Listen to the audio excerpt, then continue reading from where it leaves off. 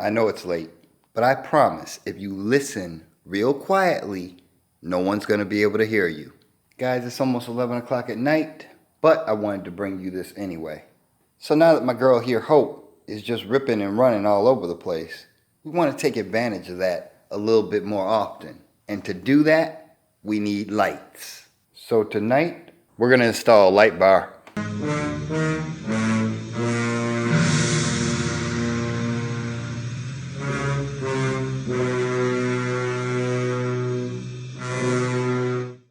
So guys, this video is going to be a lot more instructional, more so than the normal me showing you exactly what to do. Only because I've already done a dry fitting, but it'll help me simplify me explaining it to you, hopefully.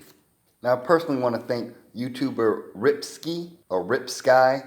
I'll share the link where I learned this process from. He shows a pretty simple example of a bike wiring that isn't installed on the bike. So we definitely want to thank him for that. And I did have to purchase a couple of items to make this possible. So the first two items I knew I was going to need was a rocker switch and an inline fuse holder. Now I chose the rocker switch with the LED light, and that's why you'll see the extra line on this rocker switch, because you'll have to ground it. The only other thing that I purchased was this hole saw cutter drill bit, only because it measures exactly 20 millimeters, and that's the perfect diameter for this switch. With the two holding arches on either side, it measures at 20.7. So the final fitting I found was very snug. So on this particular rocker switch with the light at the top, you'll find your connections to be at the top the load, in the middle the supply, and at the bottom the ground. Let's start with the load, because that is where we're going to run our inline fuse holder. The only connectors that we're going to worry about that are new on this battery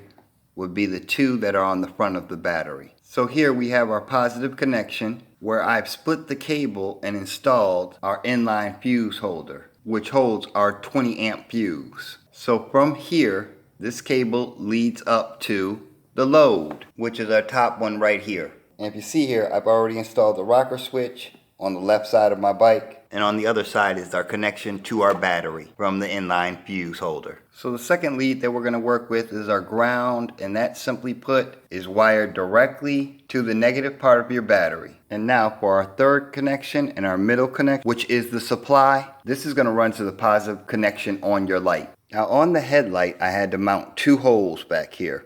One to hold the headlight itself, and one for the power cord. Here I have the holder, and here I have the hole for the cord. And just like every light, they have a positive and a negative. So the positive side of the light will hook up to our supply. So our final connection would be the negative lead from the light, and that connects to the negative on the battery. Now we have them connected, and we just want to make sure that they're not touching each other. So now we'll go ahead and hit our switch. LED light. And now voila, we have light. So tomorrow I will solder all my connections, put it in a wiring loom, and run it through the bike to the battery. But I truly hope this video helps anybody who's looking to add lights to their bike. So on that note, folks, get yourself some rest. You know I'm going to see you in the next one, which is right around the corner, by the way. Everybody have a great night, and peace out, y'all.